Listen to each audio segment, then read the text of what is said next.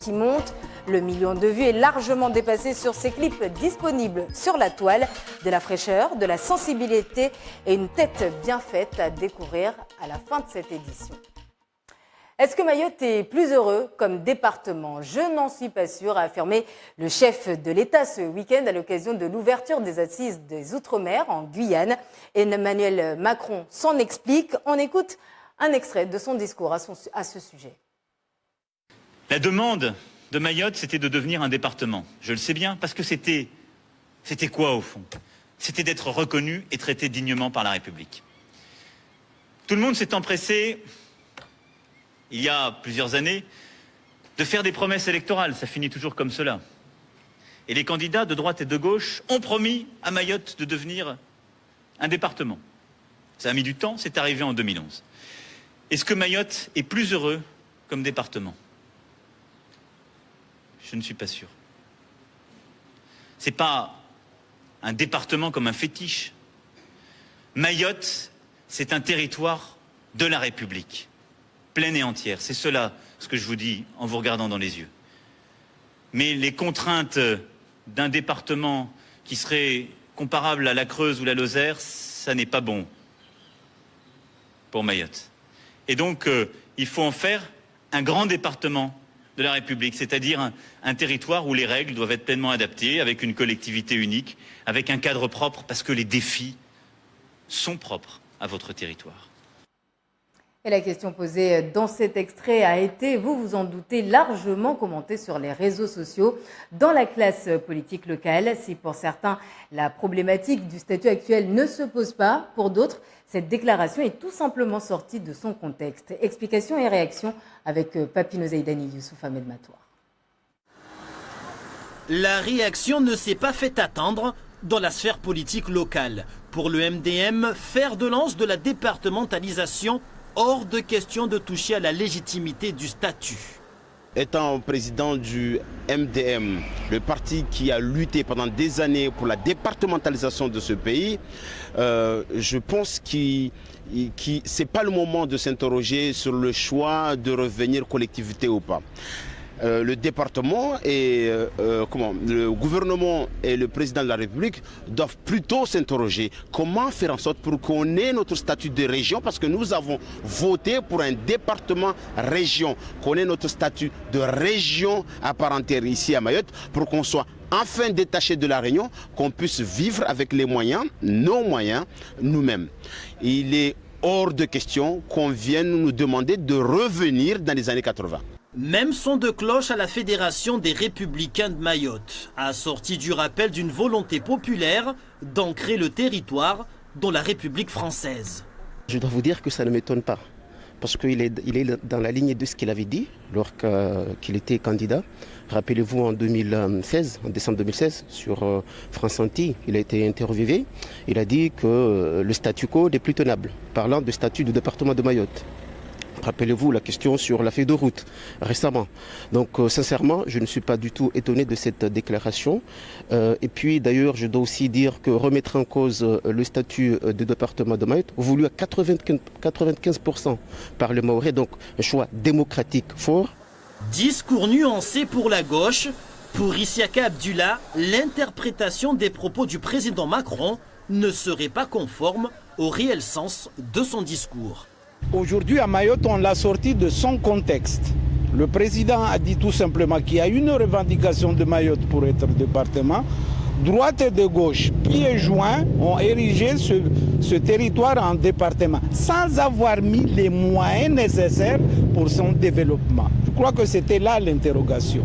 Néanmoins, le président, comme je l'ai dit tout à l'heure, propose de construire un grand département, et c'est la raison pour laquelle il appelle les Mahorais, chacun à donner son avis dans le cadre des assises des Outre-mer. Remise en question du statut ou propos sortis du contexte, les interprétations demeurent diverses pour un seul discours. Ces images maintenant d'Ibrahim Dogo à la préfecture, lieu d'une rencontre à huis clos ce mardi entre les représentants du collectif des citoyens de Mayotte et le directeur de cabinet pour parler de l'immigration clandestine et du nombre importante d'étrangers régularisés dans le territoire. À la sortie, la délégation déçue n'a pas souhaité s'exprimer. Néanmoins, la préfecture fait savoir que cette année, près de 3000 demandes ont été rejetées et au moins 13 000 titres de séjour remis. Dans l'actualité également, la semaine des contractuels organisée par le syndicat SNES-FSU en présence de leurs responsables au niveau national. Ces contractuels représentent plus d'un enseignant sur deux dans le secondaire à Mayotte. Et en prenant en compte les chiffres du premier degré, ils sont en tout 1900 à assurer l'enseignement à Mayotte.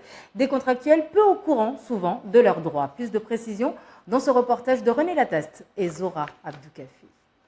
Tout ça doit être travaillé, doit être négocié et acté en CTP.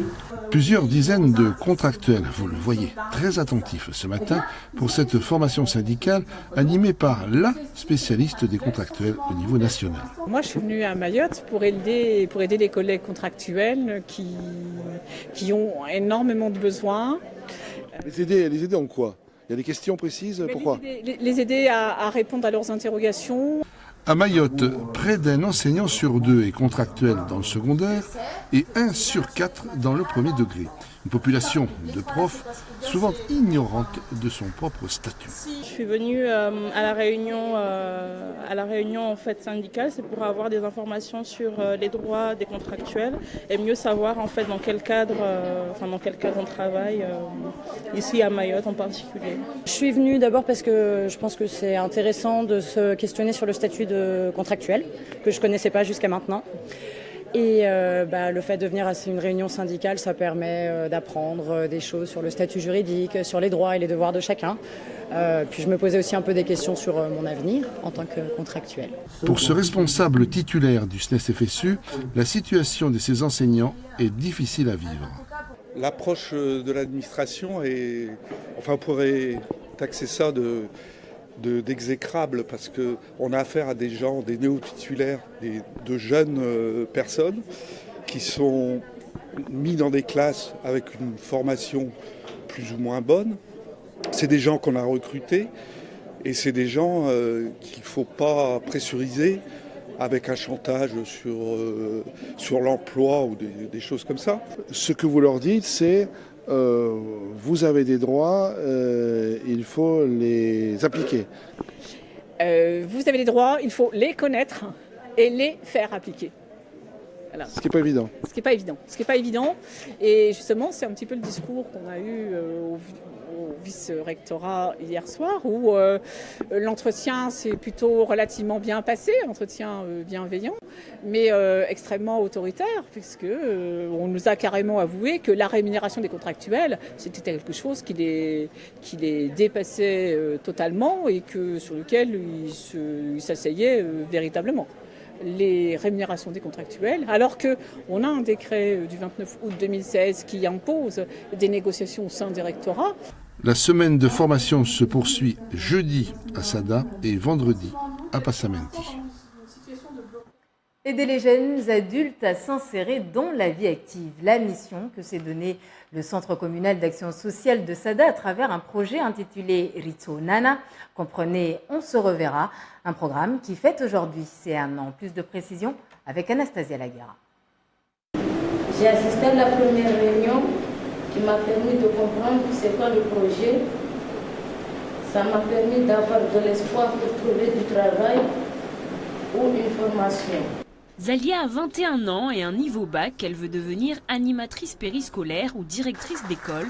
Mais avec un parcours semé d'embûches, c'est le CCAS de Sada qui l'aide à réaliser son projet. Cela fait 1 an qu'il a mis en place un programme intitulé Ritso Nana, un second souffle pour ces jeunes en proie à des difficultés.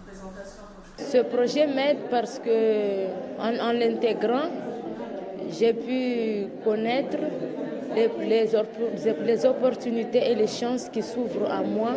C'était une chance pour moi parce que je ne m'imaginais pas intégrer ce genre de chantier. Mais aujourd'hui, je l'ai intégré et ça me plaît beaucoup. Comme Zalia, ils sont une vingtaine à avoir bénéficié de cette formation pour l'année 2016-2017 et pour les épauler des parrains et des marraines.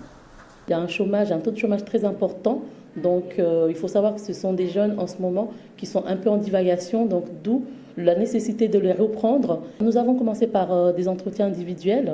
Ils nous ont un peu exposé leur situation, ils nous ont exposé un peu leurs souhaits surtout. Et puis nous voyons par la suite si c'est un programme qui serait favorable ou pas. Cofinancé par les fonds européens et la commune, ce projet est une première pour le CCAS de Sada qui souhaite avant tout rassembler sa population. On a eu 3 jeunes qui ont pu insérer un dispositif de chantier d'insertion dans la régie de quartier. Et puis on a eu un jeune qui est parti en formation au BSMA. On a un jeune qui est parti en formation pour l'emploi.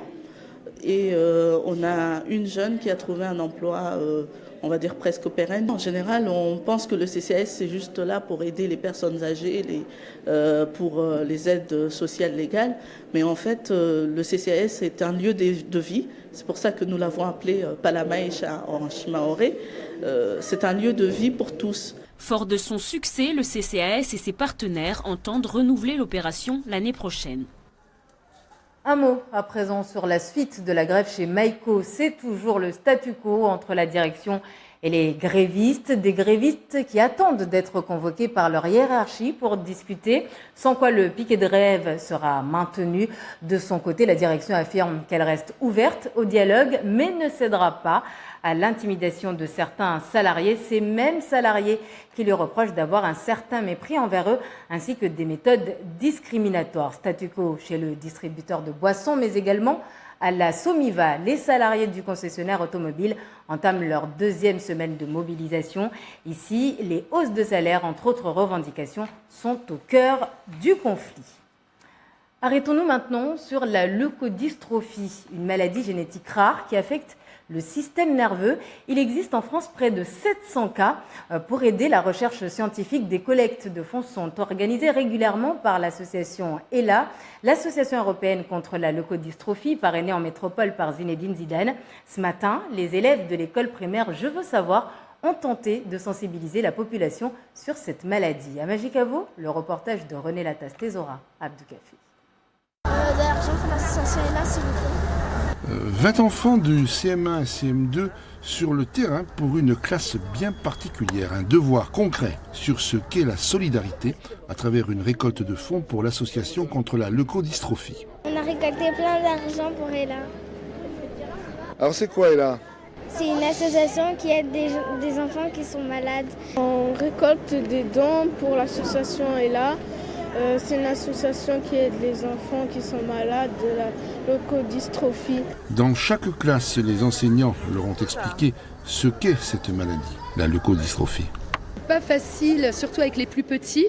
Là, j'ai les CM1, CM2, donc c'est plus évident pour eux de comprendre. Mais c'est pas évident d'expliquer le fonctionnement nerveux et la paralysie progressive qui s'installe chez les enfants. Alors le DVD que l'association nous fournit est très utile pour aider à expliquer aux enfants. Globalement, ils ont, il faut bien le constater, plutôt bien compris. Ils sont paralysés et puis ils ne bougent plus. À un moment, ils sont comme ça, après ils meurent et ils n'ont pas de remède. Aujourd'hui, ce n'est plus tout à fait vrai. Grâce aux dons et à la recherche scientifique, des enfants ont pu être soignés. Jeudi, suite de cette semaine de lutte contre la maladie, avec un parcours sportif, et vendredi, une dictée. Et si vous voulez plus d'informations sur l'association ELA, si vous voulez faire un don, rendez-vous sur le site ela-asso.com, -du6 bien évidemment. Place maintenant aux nouveautés du 1er novembre. Prix de la consultation médicale, indemnisation chômage pour les seniors et démarches administratives. Ce qui va changer dès demain avec Dorothée Lachaud. Le 1er novembre signe la fin de la carte grise en préfecture. Dès demain, certaines démarches comme le changement du titulaire ou la déclaration de vente du véhicule devront s'effectuer obligatoirement sur Internet. Changement aussi pour le pacte civil de solidarité, dit le PACS. Jusqu'à présent, son enregistrement se faisait au tribunal. Désormais, la procédure sera transférée à l'officier de l'état civil, à la mairie. Certaines consultations chez le médecin coûteront maintenant plus cher. Pour les rendez-vous dits complexes, comme les examens du nourrisson Le tarif s'élèvera à 46 €. Dans les cas jugés très complexes, cancer, maladie d'Alzheimer ou VIH, la consultation coûtera 60 €. Enfin, de nouvelles règles d'indemnisation pour les seniors entrent en vigueur. Jusqu'alors, les plus de 50 ans avaient droit à 36 mois d'indemnité lorsqu'ils avaient suffisamment cotisé. À partir de demain, cette durée sera réduite. Il sera à Mayotte en décembre prochain après une tournée dans l'océan Indien. L'artiste Seize suivra-t-il le même chemin que son homologue comorien Soprano? C'est tout le mal qu'on lui souhaite. En attendant, ses titres tels que Glidden, Oumani ou encore Ma Jolie dépassent le 1 million de vues sur YouTube. Je vous propose de découvrir ou redécouvrir ce jeune talent à la tête bien faite avec Ismaël Mohamed Ali.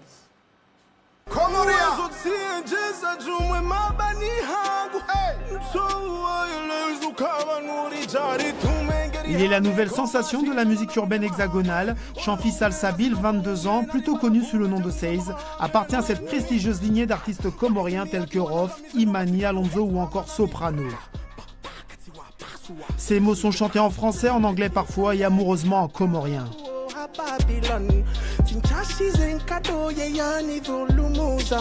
Je suis en France que depuis 5 ans, donc ce serait dommage d'abandonner ces 17 ans que j'ai vécu là-bas et les oublier en fait. C'est parce que moi j'ai commencé là-bas et c'est une façon de toujours faire un big up à ces gens-là qui me suivent depuis les Comores.